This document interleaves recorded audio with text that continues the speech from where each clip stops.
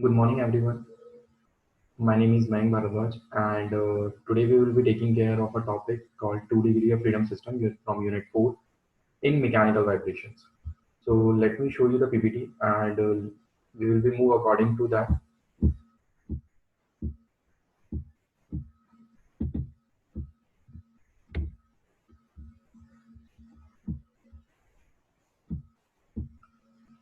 So the topic title is two degree of freedom system from Unit 5. The content for the today's topic is like introduction, the definitions it involved, including the equation for motion or the motion equation for force vibration. Laterwards, we will be moving into the undamped and free systems. And at the end of lecture, we will be discussing the frequencies which are raised or achieved from this system. The reason behind discussing the forced vibration at the beginning, that once you are going through whole system, because the forced vibration considered the damping, the forced, and the supports. So all of the equation or all of the terms will be introduced in the forced vibration, and then we will be reduce the equation accordingly to the free vibration or the undamped vibration. So as we all of know that the degree of freedom is a definition or a thing which introduce the independent coordinates are required to define any sort of system. So as we are talking about a motion system, a vibrating system, the two degree of freedom system is in two independent coordinates which are involved to define the system. Now, let me use it. Okay. Number of degree of system is equals to the number of masses into the system and the possible type of each mass. So for A, you can see that we have a system which is having two masses and two springs. There is a possibility that there is a support at the end of there, and there might be non-supporting system. What we have studied for the first three units is this, only this portion, that a spring is there, a mass is there, it is hanged, and a force is applied externally, or it's an natural force for providing the initial displacement. Now, another system has been attached to the mass one. Similarly, when you have a spring mass system and you have a single pendulum attached to it, it is again a two degree of freedom system, because for the spring mass we have a displacement called x, and for spring masses or for single pendulum we have the angular displacement, that is theta. Now, this is the basic definition again. The generally informed couple derivations or differential equation, we have to find it out. And as we all of know that from the beginning, we are considering the vibration into the system of simple harmonic. So the simple harmonic solution is move according to the sine function or the cosine function. Now let's move to the next. Okay, the force vibration. See, as all of you know that what is force. This is the force component. I guess all of you have seen it, and this is again. So as you can see that two forces has been applied. This is force F. Then you have the damper, which is symbolized from C. This is your dampers, and the remaining is your mass and the springs, which is denoted from its stiffness K. Now, what you can see that the moment you have a displacement of x1, right? The x1 displacement you have provided, and x2 displacement has been provided due to the another force of F2. So due to M1 or onto the M1 mass, what you get, you have the two component of system or the spring and damping forces against the motion or against the external applied force. Similarly, we have another component which is the inertia force or the restoring force, which is also again acting into the same direction.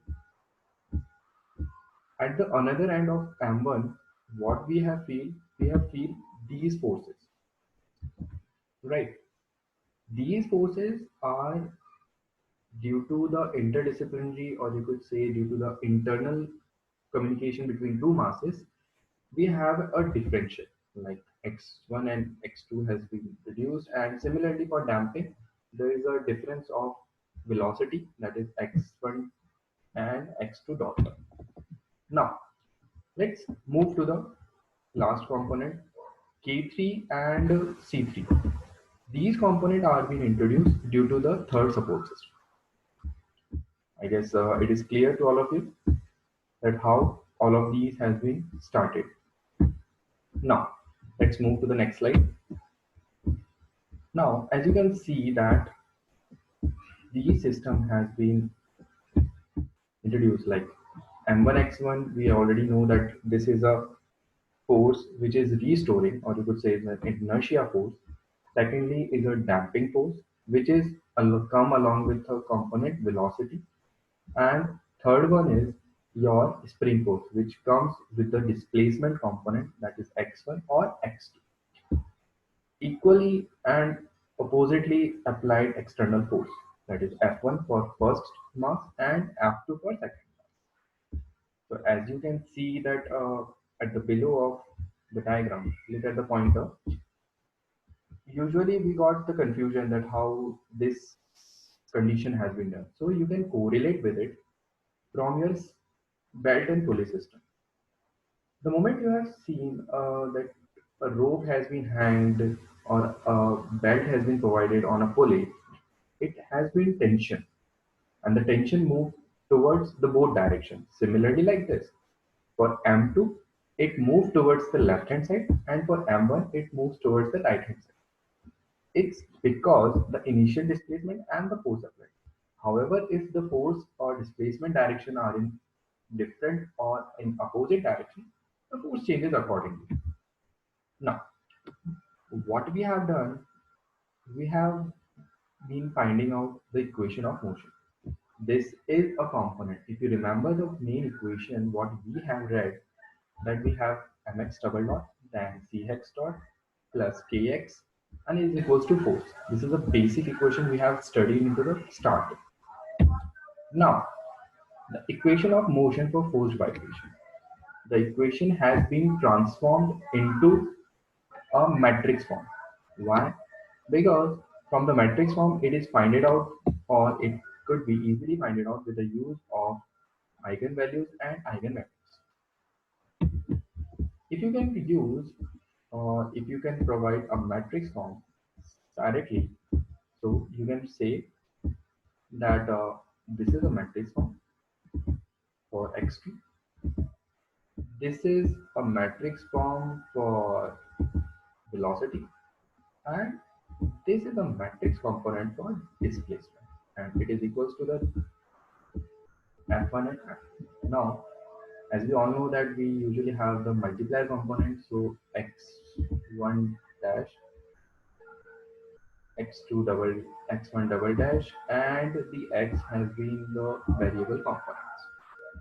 Now, the moment you have seen into the next presentation, look at it. For mass, you have m1 and m2. For damper, you have c1, c2, and c3, and similarly. Now, for displacement, what you have x1t and x2t, and for force, you have f1t and f2t. So this is a matrix form which we have written. If you remember, for a single degree of freedom system, we have wrote the same condition, or we have wrote it directly, that mx1 double dot plus cx dot 1 and the kx1 is equals to f1t. So that occurred for a single system.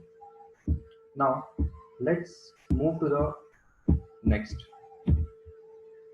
This is that if you can see into the background that if you are transporting this m, it will be equal, and if you're transporting this, it will be same because the C2 and the sign conversion and those are same. Similarly, this component. So as you all of know, that the transportation of the matrix will be equal to the actual matrix. Now, what we do, now we remove the component accordingly. So let's discuss. Yeah, what will happen when you are talking about post vibration? When you are talking about pre-vibration, what you get, the F component, remember F1 and F2T, this F component will become 0. So this component is your F1 and F2. Now it is stating that undamped, because the system is undamped, you can remove the C components, that is damping force. If the damping forces has been reduced, you can see that there is no term which is correlated from damping force. So these are the two motion equations for pre-vibration under no damping. Now let's move to the solution of the system.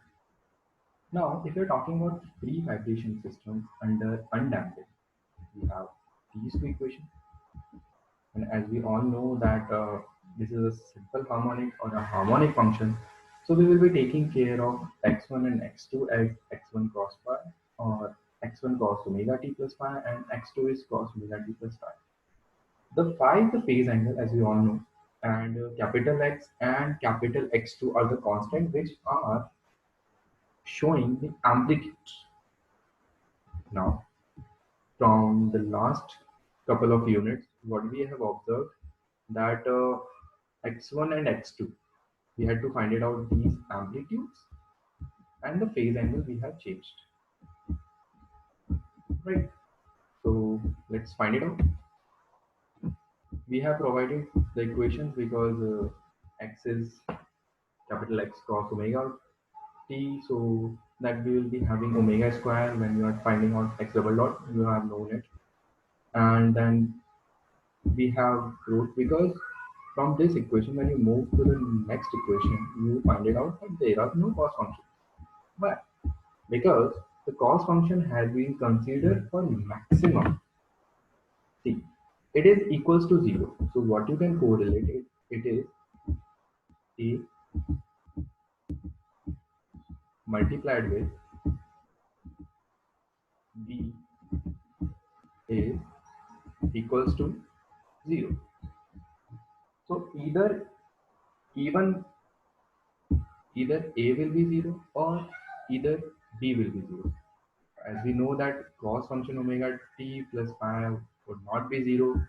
So we have done the equation that these component, that is a, will be equals to 0. Now what you can see is that the equation remains in x1 and x2. Similarly, the stiffness and the masses, because the masses has been known to each and everyone, because as we know that the system has been provided, so the masses can be find it out. Similarly, the stiffnesses of the springs can be find it out, because then we know the material and the other properties.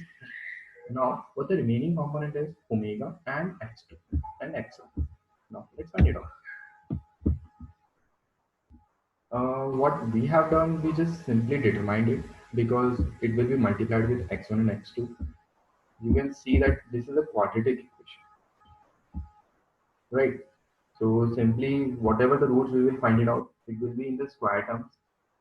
And let's use the basic equation we have always wrote, that is minus of b plus minus under root of b square minus 4ac divided by 2a. So putting that values, that this is your a, this is your b, and this is your c. Before moving towards these steps, what we have did, we divided this with this. So your b will be this component, and your c component is d. the A component will become 1, right? So from b square minus 4ac and from b square minus 4ac, you can find out the solution from omega 1 and omega 2. As you all know, that is, these are the square terms. You can directly go relate with it. And similarly, x1 and x2, you can find it out. Further, we have the solutions. Now, what we can do, we can simply see. We have these equations, right? Or these are, you can consider any one of them. So, what you can do, you can take x2 from this side, this component, and you can take the x1 from here to equal. Like you can take this to here. By doing that, you can directly divide x1 and x2 and you can find it out the ratios of amplitude. Now, while doing that, we have seen that the amplitude are identical, or the ratio of amplitude become identical. So based on that, we have to find it out. The solutions will be same, and the mode, we have to find it out the modes and the part of it. So as of today, I guess this will be enough for you to study. Just go through these topics and just let me know if you have any query via mail, WhatsApp, or you can call me personally. There's no issues with that. Thank you for today's lecture. I hope you enjoyed it, and thank you.